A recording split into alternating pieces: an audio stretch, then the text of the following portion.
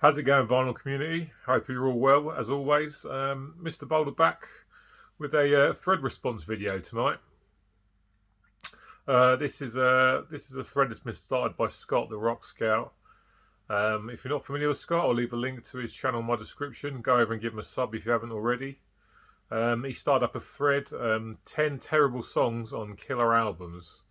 We all had a lot of fun recently with the 10 terrible albums thread. So here's a slight spin on that. Really good idea. I've been thinking about this the last couple of days. Come up with 10 songs. Let's get straight into it. First up is a band I've never showed on my channel before. Not rock, not metal, but a band that was huge when I was a kid. And not just here in the UK, huge all over the world as well. Let's get into it.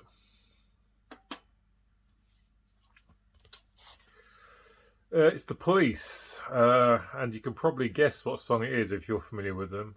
It is, of course, Da-da-da-da. Bloody terrible. Really, really bad. I don't know what they were thinking when they wrote that, but it didn't really matter, to be fair, because it was released as a single in the UK here, and it got to number 5. But let's face it, da-da-da-da. It sounds like something that a kid would say when it's learning to talk. As far as the track goes, Annie Summers, great guitar player, but very simplistic riffs, nothing else musically that really jumps out at me, and just a song that is an absolutely dreadful chorus. I mean, Sting must have been laughing all the way to the bank when it was released as a single, and it went on to sell loads and loads of copies. It's just a terrible, terrible song. And every time it comes on the radio, I just can't turn it off quick enough. Bloody awful. Fortunately, it's the first song on side 2 here, so I can just skip straight to track 2 when I'm listening to this album. Yeah, I love this band, but that song is terrible, and I just cannot stand it. Not good whatsoever. The Police, the do, da. Bloody awful. Up next, from AC/DC's Fly on the Wall, the song Danger. The first time I ever heard this album, I remember thinking, that is not good at all. And years down the line, I remember finding out that it was actually released as a single. And I can't understand who made that choice, because it's the worst song on this album. It is not a good song at all. You've got stuff in here like Shake Your Foundations, Sink the Pink, Hell or High Water, which are much, much better songs. And Danger's just terrible. It's very slow. It plods along with no kind of purpose. Awful lyrics. The chorus is awful. It's just a terrible song. There's no redeeming qualities to this song whatsoever. And I cannot believe it was released as a single. Probably AC/DC's worst song by a long shot.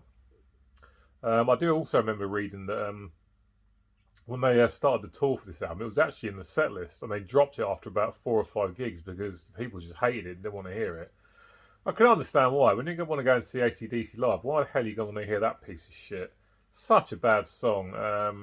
Yeah, has absolutely no place on this or any other album. A terrible, terrible song. Danger.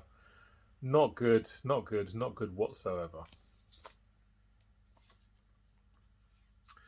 Up next, from Pantera's excellent Far Beyond Driven, is Good Friends and a Bottle of Pills, which is just a massive misstep. I mean, the rest of this album is just absolutely solid. If it wasn't for this song, this album would be a 10 out of 10, but it's always going to be a 9 out of 10 because of this song. Pretty much just bass and drums. Phil's just kind of talking in a low voice, and the lyrics, from what I can remember, is banging on about shagging someone's girlfriend behind their back. And there's a tiny bit of guitar in the chorus where there's just sort of a screeching guitar sound. And Phil's just sort of screaming a load of incoherent nonsense into the mic. And it's just a huge misstep. And God knows why it's on this album. Because this album is absolutely flawless other than that song. It's terrible. I can't think why it's on here. It should never have made the final cut. So bad. Complete waste of time. Complete waste of whatever it is, 2 minutes, 2.5 minutes. Terrible song. Up next, from Black Sabbath's Paranoid, I'm going with Planet Caravan. For me, the big problem with this song is the effect that they used on Ozzy's vocals.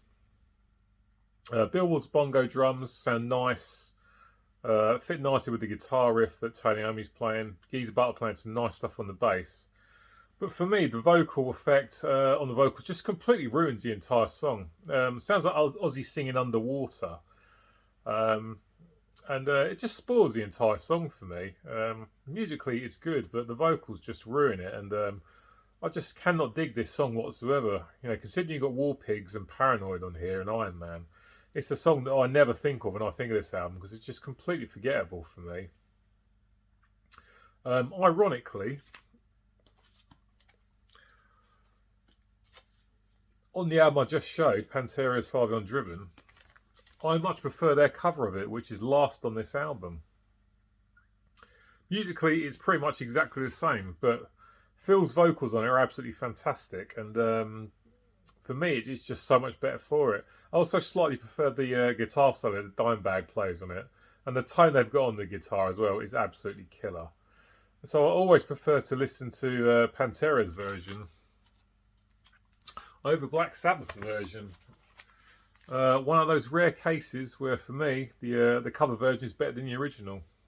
Black Sabbath's Planet Caravan, not a song I ever care for.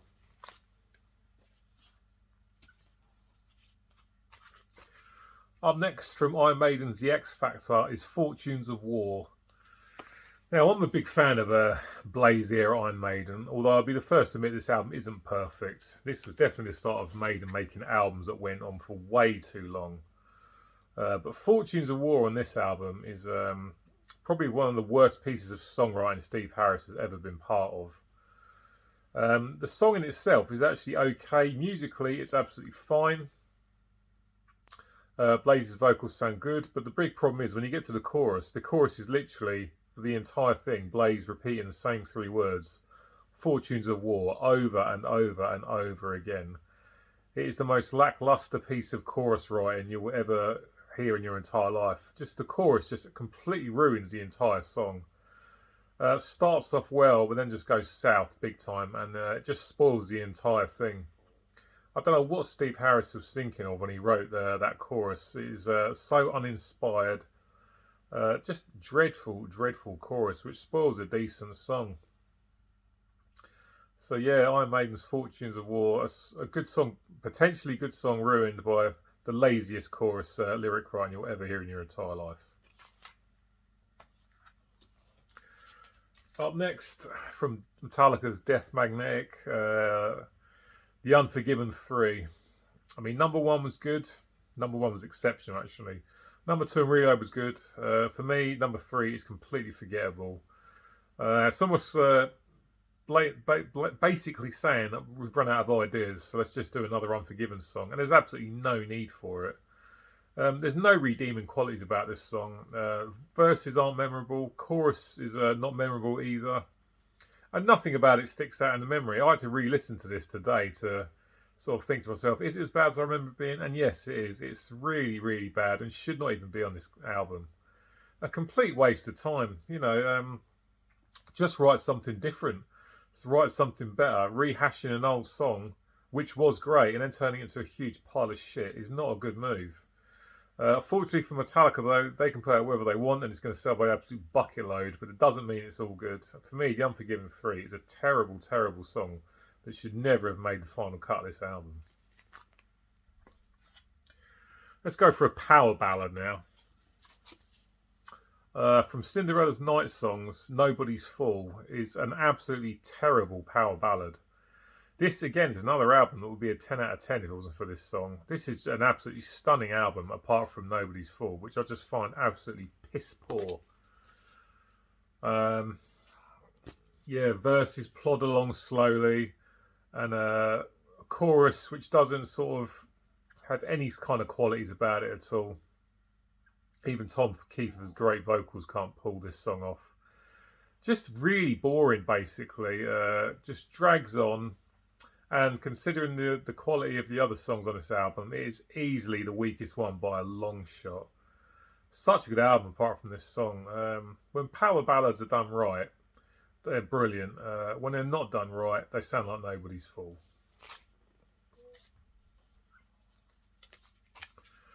Mastodon from their Blood Mountain album, and the song title, I can't remember all of a sudden.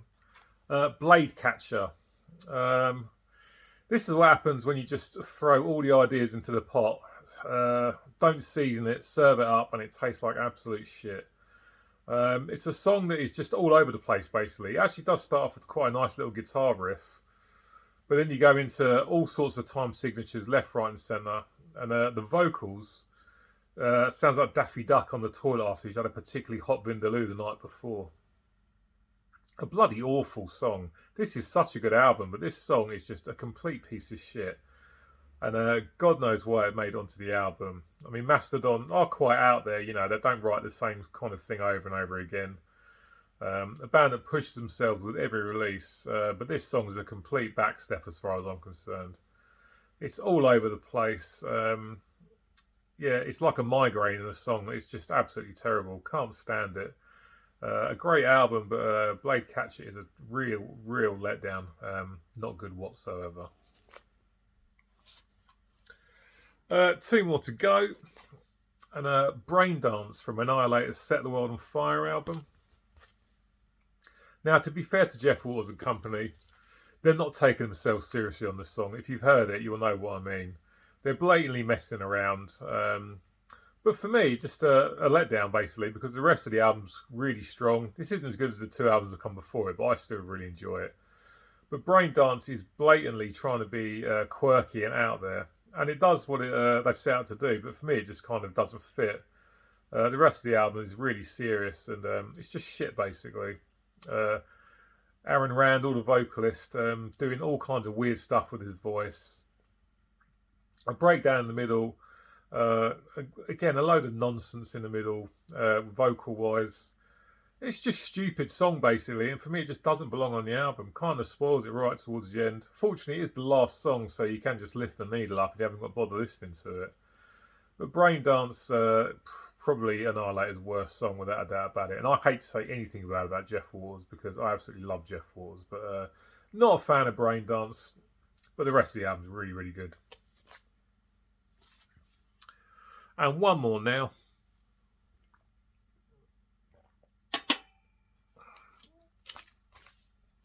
From Guns N' Roses' Use Your Illusion 2 is My World. Now, obviously, what Axl thought we all deserved after sitting through two double albums, which, you know, long-winded, overblown, and could have been much shorter, is, yeah, what everyone wants to hear is 1.5 minutes of Axl Rose rapping. Yeah, thanks, Axl. It's just shit, absolute shit. Horrible kind of computerized drum beat in the background.